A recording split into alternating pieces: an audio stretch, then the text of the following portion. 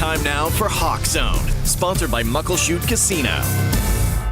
The Seahawks improved to 4-2 on the season after a win against the Arizona Cardinals. Terry Hollimon joins me in the Hawk Zone to break it all down. So Terry, a 2010 win against a division rival. How should we feel about this?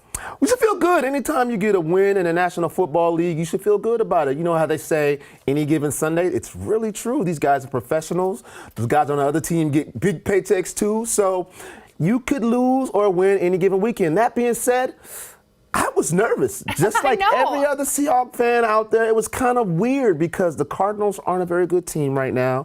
They've been injured, and it's a game that you thought the Seahawks would have had a runaway victory, but it was tight for a long time. But it was good. We got a W. Definitely. And we had some players out, so the rookie class, I feel like, really had to step up. Yes. Speak on that. Yes. So you talk about some of the players that we had out. DK Metcalf. Of course, when you have a superstar wide receiver out like that, things are going to get rough. And running back Zach Charbonnet, he was missing as well. So like you said, some of the rookies had to really step up. I called it the coming out party for Jaxon Smith-Njigba. He had his best game as a Seahawk for sure. Scored his first touchdown. He had 4 catches for 63 yards. He had a great game. We've been expecting that from our guy. But the guy that really had a really big game, Seahawk fans love this guy, Jake Bobo. I knew you were going to say it, Bobo, the chant. They want Mo Bobo, you know what I'm saying? He's like a cult classic here in Seattle. He made one of the best catches that I've seen in a long time. Tiptoed the end zone and got a touchdown. He had 4 catches, 60-plus yards. Great game for this guy, who was an undrafted free agent. Love that. People thought he was too slow, and all he does is make big plays. He's proving everybody wrong. I could not believe the toe got in there. The toe. I mean, and that Pete won as many challenges as he did. Pete Carroll is the king of throwing the red flag, challenge flag. He always does. He rarely wins, though. But yesterday he threw it twice and got both of them. So that one where he threw it against Bobo, when he dragged the toe in the line, he had literally an eyelash worth of inch room before he was out of bounds, and it worked out. It was so amazing, and I love to see the Pete Carroll win. So Ken Walker also had over 100 rushing yards. How do you think he did there on the ground? Oh, he did great. So again, it was his first 100-yard rushing game of the season. Wow. And for the Seahawks, that's really been the recipe for success. Having a strong running game combined with the strong, stingy defense. That's how we won the Super Bowl. That's how they've had so much success over the years. And Ken Walker's just a dynamic running back. When he gets the ball, first of all, he has so much patience. He waits for the things to develop, and when it does develop, he's out of there. He's like lightning quick. He makes moves, he makes people miss, and he's fast. So he's one of my favorite running backs. Even if he wasn't on the Seahawks right now, I would say he's one of my He'd still be one of your favorites. Absolutely. Wow, okay, high praise. Yeah. I like that. And the Seahawks, though, they turned it over 3 times in the second half. And it's the second time that Gino maybe, uncharacteristically didn't have the best game. Yeah. What are your thoughts?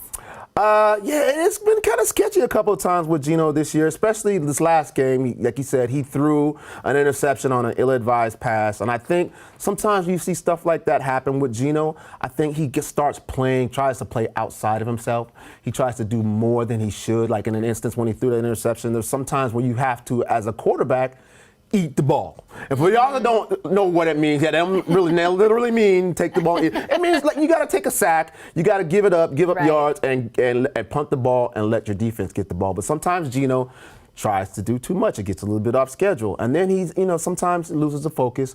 That's how he lost the fumble in the game. But I have complete faith in Gino Smith. I think his teammates have complete faith in him. I think he's going to get over this. The thing about Gino Smith that I really like is when things like this happen, when these obstacles occur and these mess-ups happen, he shoulders all of the blame.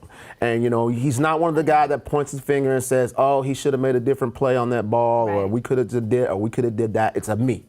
I messed up. So I like that in this guy, and I think he's a great leader for this team. I think he's going to be okay. I agree. I think he's an amazing leader and such a class act to take that heat. And I was seeing him kind of run the ball, it seemed a little more, and there was that, where he kind of fell almost on his head, getting to the 1 yard line. He didn't fall. He flipped. So there's a difference between falling and flipping. So, that's why I say I think about Gino. He really, really, he really put that extra effort into that play. You see him take off and go running, and then he sees the end zone line and does a dive and flip and landed on his head. And so one of the beautiful things about that play is if you go back and check it out online, he landed on Kenneth Walker. So that really saved his fall. He did.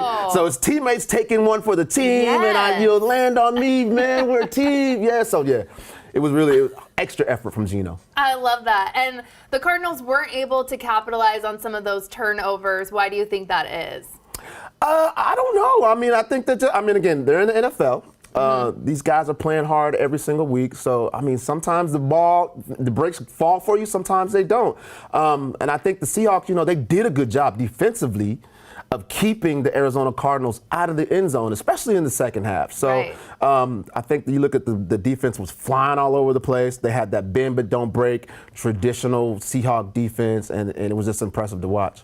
I love it. Okay, so speaking of that, who is your player of the game? It was tough. It was tough because, of course, Jake Bobo. Exactly. Everybody loves the guy. On. Everybody wants more Bobo. Give it to Bobo. No, everybody wants more. But here's the guy that had the most incredible game of his career, and it's Jordan Brooks. Wow, okay. This guy was all over the place. Sometimes you see great players make great plays, and then, they'll make a tackle, and then, every dog has his day. But Jordan Brooks was what we say was in the zone. Everything was going right for this guy yesterday. He was making tackles for losses, sacks. He was in coverage. And the energy that he was showing was just incredible. And so it was absolutely his best day as a Seahawk, I think, by far, which is saying a lot because he's a great linebacker. Definitely. So when I think about the player of the game, it has to be Jordan Brooks. He brought so much energy. He had his entire team hyped up and fired up and pumped up.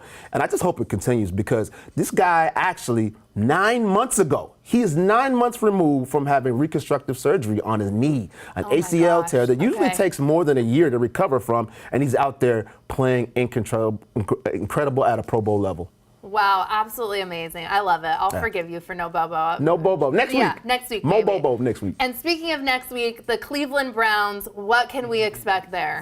Cleveland Browns are a really very, very tough defense. They have one of the best defenses in the NFL with one of the best defensive players in the NFL, Myles Garrett. He's a scary, scary guy. He's very athletic, 6'4", 275 pounds. Wow. Gino Smith is going to have to be on his toes. Offensive line is going to have to make sure they take care of him. And their quarterback, Deshaun Watson, I think he might be back next week. He's dealing with a head injury, concussion injury right now. But again, Seahawks are favored to win, and I think they will. Okay, well, hey, you heard it here first from Terry. And also exciting, the 90s throwback jerseys, and you have one here. Yeah, I do. Are we excited for this look? Oh, I am so pumped up for this look. The 90s were a great year for the Seahawks. This was actually, when I moved here, this was the Seahawks jersey. This was one that I fell in love with the Seahawks. So hopefully, Ken, you won't be mad if I go home with this jersey, right? Nobody see me slip out the door with it. I know. You might just have to sneak that over here, too. That's looking amazing.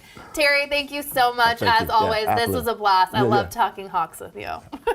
And speaking of the 90s, In Vogue is coming to the Muckleshoot Casino Event Center Monday, November 20th. These queens of R&B are one of the top 5 highest-selling American female music groups in history, with hits like Hold On, Free Your Mind, and Don't Let Go. I kind of want to sing, but I won't for you. Yeah, there we go. Do not wait to get your tickets, or you're never going to get it. Just visit the website right there on your screen.